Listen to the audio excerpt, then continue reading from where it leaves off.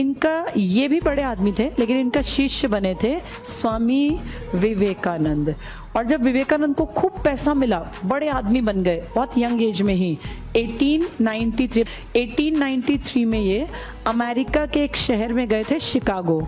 यहाँ धर्म संसद हुई थी, पूरी दुनिया के धर्म के लोग आए थे। बताई थी मैंने कहानी, ये नहीं बताई तो ध्यान से सुन लो, ये हिस्ट्री में भी काम आएगी।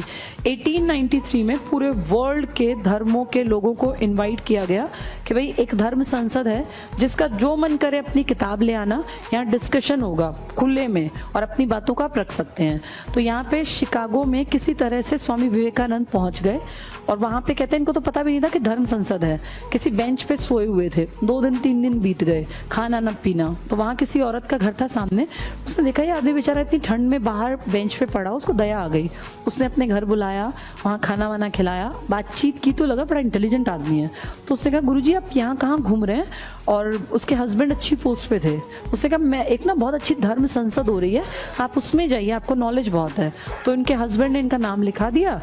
ये हमेशा गीता अपने पास रखते थे और अपना नहा धो के अपना पहुंच गए वहाँ जैसे तुम बैठे हो ऐसे सब लोग बैठे हुए थे। बड़ा हॉल था और जैसे 100-150 देशों के लोग आए हुए थे। तो सब लोगों को कहा गया, जो वहाँ का मेन आदमी था, कि आप जो जो बुक लाए हैं उठ के अपने यहाँ रख दीजिए, जो बुक्स आपके पास हैं। फिर एक एक को उठा के बातचीत करेंगे, भाई इस बुक में क्या है, क्यों बेहतर है, तुम्हें क्यों लगता है तुम्हारा धर्म अच्छा है। तो सबसे पहले विवेकानंद जी यंग थे, उठे और जाके अपनी किताब रखा है। गीता थी इनके पास। तो फिर एक एक करके सब आए, अपनी किताबें रखते चले गए। अब वो गीता सबसे नीचे दब गई, तो इनके साइड में जो बैठा था एक इंग्लैंड का आदमी, वो हंसा और बोला तुम इंडियंस की ना बस यही औकात है, तुम वैसे भी नीचे हो और देखो यहाँ तुम्हारी किताब भी सबसे नीचे है। तो विवेकानंद जी ने बड़ी अच्छी बात की। इन्होंने क्या कहा, 2 बातों से ये जाने जाते हैं।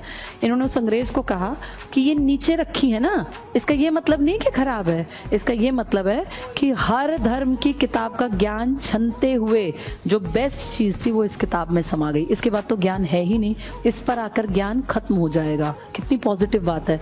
उस आदमी को कुछ सूझा ही नहीं कि मैं क्या करूं, उठ के दूसरी जगह चला गया, फिर बैठ गया कहीं और।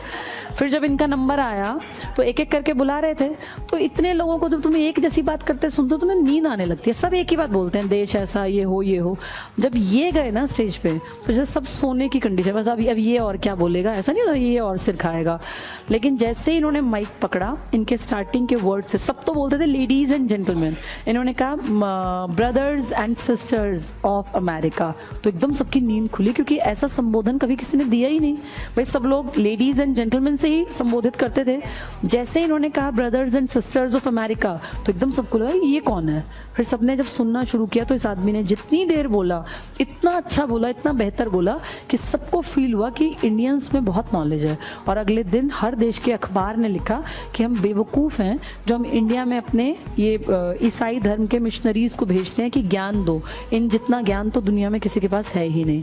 वहाँ विवेकानंद जी का, जो कि इंडिया से ऐसी फालतू में गए थे बैठ के, इतना नाम हो गया, इतना नाम कि जब यहाँ आए ना तो बम्बई में पानी के जहाज में जब ये उतरे तो इंडियंस की भीड़ खड़ी थी इनका स्वागत करने। गुरुजी आ गए, गुरुजी। जब ये गए तो कुछ भी नहीं थे और वापस आए तो गुरुजी आ गए, गुरुजी आ गए।